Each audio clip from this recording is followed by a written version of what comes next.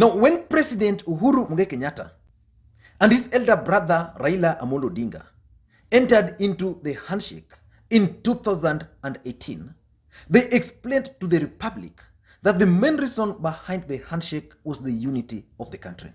Because by that time, the country was divided into two. And the president has actually went further and explained to Kenyans on several occasions that he would want to live a united Kenya. That unity of the country is one of his key main legacy, which he would wish to live when he leaves office. But the current debate on the revenue allocation is actually proving to be divisive. The country is currently divided into two, between those who are supporting it and those who are opposed to it. Those who are supporting it believe strongly that because of their numbers, they deserve more money. And those who are losing are also arguing rightly that in most cases they've been marginalized. And actually, if you look at the list of the counties which are losing, most of them are counties which have always been marginalized historically. But what can the president do? What can Raila Odinga do? Because if you look at even the way the counties which are going to lose and the ones which are gaining, they cut across. So the handshake is actually under siege here. But what can the president do to avert this situation? Because, for example, Tharaka Nithi County, this is one county which voted for President Uhuru Kenyatta and has stood with the president. But the president kicked out their senator from the speaker as the deputy speaker at the Senate. Again, they're also losing money. What about a county like Mombasa, which has stood with Raila Odinga all along, but is now going to lose? So I think, in my view, President Uhuru Kenyatta and Raila Odinga can use some of the powerful senators. There are certain senators in the Senate which I believe can actually help President Uhuru Kenyatta and Raila Odinga to solve this stalemate without much problem. So I want us to look at the senators who can actually help these two gentlemen and why these specific senators can help resolve this divisive matter. The first senator in my mind is Kipchumba Murkomen. We know Kipchumba Murkomen is the Elgeyo Marakwet senator. Kipchumba Murkomen served as the majority leader before he was kicked out. He's a very close ally of the deputy president, William Samoei Ruto. But Kipchumba Murkomen is proving that he has influence amongst senators at the Senate.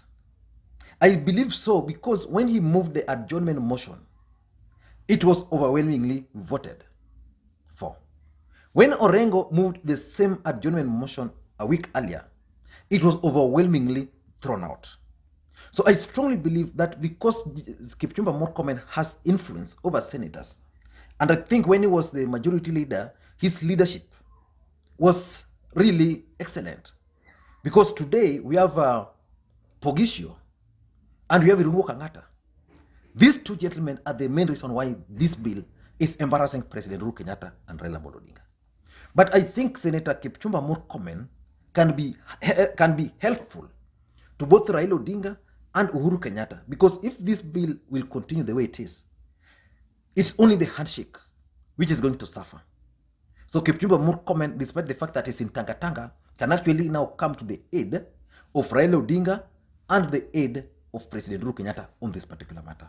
So Uhuru and Raila must find a way of reaching out to Senator Kipchumba Murkomen to help them. The second senator is Mutula Kilonzo.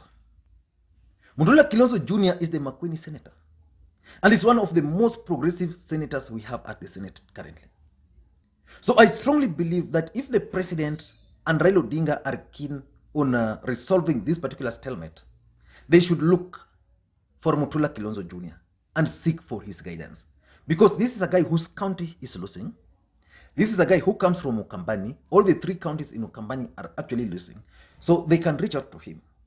And this guy will help them figure out how they can resolve this particular matter. Mutula Kilonzo has enough support in the entire republic. Being a progressive senator, being someone who always debates issues based on their merits. He's not partisan. As much as he comes from Wiper Party, Mutula Kilonzo Jr. is not partisan. So I think Mutula Kilonzo Jr. can be very helpful to President Uhuru Kenyatta and Raila Odinga if they want this particular matter to rest.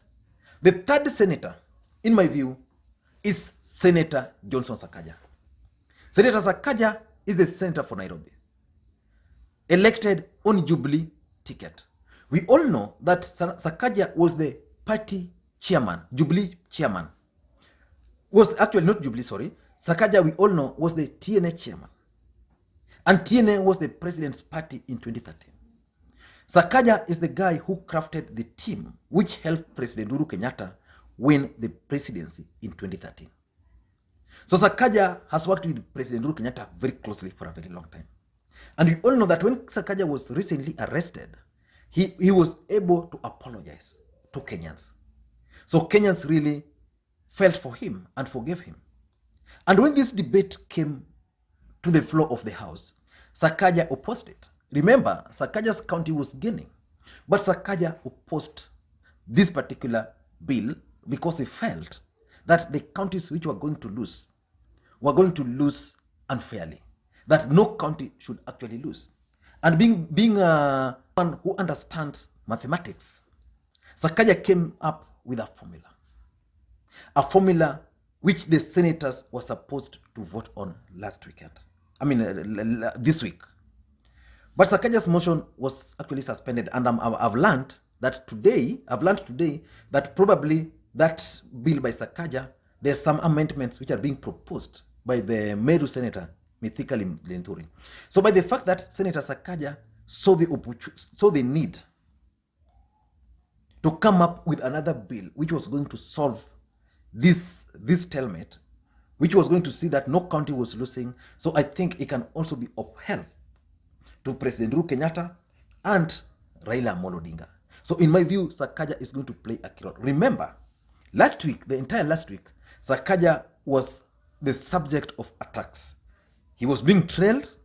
Sakaja billboards, banners were all over Nairobi attacking Sakaja because the proponents of this bill believed that if Sakaja jumped ship to the other side, if Sakaja was intimidated, and then they intimidated another senator, then they were going to carry the day. But Sakaja stood his ground. Remember, these guys only needed 2 senators. So they had banked on Sakaja, and that's why they were intimidating him. And they had also banked on Sam Ongeri. I'm sure Sam Ongeri, if this bill was to be voted, he would have now not voted no, the way he did 2 weeks ago, but he would have now voted for a yes. So the yes would have carried the day. But Sakaja stood his ground. So I think Sakaja is one senator who can be of help to President Uhuru Kenyatta and Raila Odinga, only if they want to end this stalemate. The fourth senator is the Siaya Senator, James Orengo. How can James Orengo help? James Orengo has command a lot of respect in the Senate. All senators respect James Orengo. And that's why when James Orengo moved that adjournment motion on the floor of the Senate, and it was defeated 40-7, I was shocked. Because one thing I know, that most senators actually respect Senator James Orengo. But why should James Orengo help here? The mere fact that James Orengo, when the motion was first brought to the Senate, the mere fact that James Orengo decided to seek for an adjournment to allow for consensus means that James Orengo had realized that there was a problem, and that problem needed to be resolved either through consensus or outside Senate, so that when the Senate sits, then they are going to vote as a team. And remember, Senator James Orengo is also a working constitution, so he can guide them on legal challenges. And also remember, Senator James Orengo is a reformist, someone who has always stood for what is good for this country. But because of politics, he had to vote yes. But something tells me very strongly that Senator James Orengo, with the mere fact that he was the first guy who moved an adjournment motion to allow senators to debate this issue outside Senate, then come with a solution, then I think there's something he understood, which most senators had not understood by that time. So I think Senator Orengo can really help. And the mere fact that Orengo also comes from Nyanza, which voted yes, and the fact that Orengo is actually viewed as the legal advisor to Raila Odinga. So I think Orengo and his experience at the Senate and as a member of parliament in negotiations, because he was in Kofi Annan team, I think Orengo can help these guys. And the mere fact that also Orengo is the minority leader at the Senate. So it can be of help, if you ask me. Number 5, the 5th senator is Senator Stewart Madzayo, the Kilifi senator. This is one man I've always admired when he was a lawyer, when he was fighting for the reforms in this country. And I think at some point he was a magistrate or a judge. But it's one guy who fought for the democracy. So I started reading about Madzayo even before he became a senator. And the mere fact Madzayo comes from the coastal region, is one of the senior senators from that region. The coastal region are actually banking on Stewart Madzayo to help them stop this particular bill. And being the leader from that region, I strongly believe that Uhuru Kenyatta and Raila Odinga must allow Senator Madzayo to help them resolve this matter. Because someone like Senator Madzayo would have easily voted yes. He's an ODM member. He would have easily voted yes. He would have convinced the other coastal senators to vote yes. And if you follow these discussions, of all the coastal senators, it's Madzayo who was vocal on the floor of the House. So I strongly believe that Senator Madzayo can actually be of help. So if a team is being crafted, then that team should not leave out Senator Madzayo, being that coastal is one of the counties which are losing. Because if you take coast, how many senators do we have? We have the senator for Kwale, the senator for Taita Taveta, the senator for Mombasa, the senator for Kilifi, the senator for Lamu. How many are they? Which other county from coast have I left out? You can remind me. But the coastal region and this debate, you can't divorce them. So Senator Madzayo must be allowed to sit there. Number 6 is Kithure Kindiki, the Tharaka Nithi senator. Of all the Mount Kenya region, it's only Tharaka Nithi which is losing. Meru is gaining. Meru and Tharaka Nithi were actually sisters. Tharaka Nithi has stood with the president. Kithure Kindiki is one of the reasonable senators we have in this country. Well educated, well learned. People who can come up with a formula which can help the country move forward. He should be in that particular team. Because leaving Kithure Kindiki outside that team will actually be an injustice. We know he was the deputy speaker. This is a guy who represented William Ruto and Uhuru Kenyatta at the Hague. The mere fact that he was there means he has worked with them. The mere fact that he was removed as the deputy speaker, and the senators were actually praising him. They didn't have an issue with him being removed, but they claimed that it was just political. So it means Senator Kindiki also commands enough respect at the Senate, just like Senator James Orengo. So in my view, Senator Kithure Kindiki can also be approached. So if they were going to appoint 5 members, then Kindiki, in my view, should be in that list. Number 7, in my view, is the Narok senator, Ledama Olekina, the firebrand senator. This guy is a firebrand. He's not moved. Narok is losing. And Narok is Masai. You can't ignore Masais in this country. And that's why, despite the fact that Kajiado was gaining, the senator for Kajiado voted with Narok to protect the interests of the Ma community. You go to Laikipia, then the senator there voted yes, but because he's a Kikuyu. But Laikipia, we have enough presence of Masais, and Masais are all over this country. So I think Ledama should be part of that team. Apart from being a Masai, Ledama can also represent the interest of the pastoralist in this particular debate, because they are losing. So Ledama is also another guy who can actually be used to help resolve this particular stalemate. Number 8, in my view, is Senator Yusuf Haji. So Senator Yusuf Haji, being an elder, being part of the Building Bridges initiative, someone who can easily reach out to President Uhuru Kenyatta, someone who can easily reach Raila Odinga, I think should not be left out. And because Senator Haji comes from Northeastern region, a region which is losing more money, I strongly believe that he can actually help prevail, because I'm sure Senator Haji, despite the fact that he's very close to President Uhuru Kenyatta, he's very close to Raila Odinga, he cannot vote yes for this, because voting yes would be writing his political obituary. So these guys can use the services of Yusuf Haji to help resolve this particular matter. Number 9, the 9th senator in all this, which marks the end of it in my view, is the Kakamega senator. The Kakamega senator shocked the entire country because Kakamega was actually gaining. And the senator said no.